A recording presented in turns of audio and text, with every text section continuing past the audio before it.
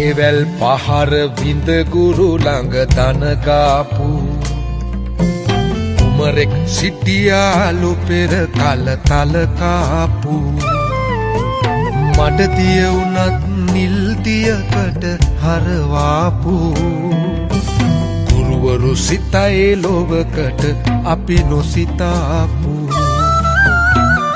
නිල්දිය දහර පැකිරෙනවාලු නමුණු කුලේ රජකම ලැබෙයි කුමරාහට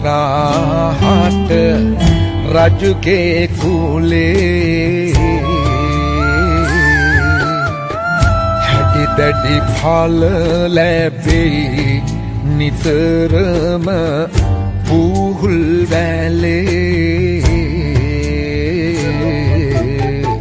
ශිල්පය දෙන්ට නොම සුරුකාම ගුරුගේ බලේ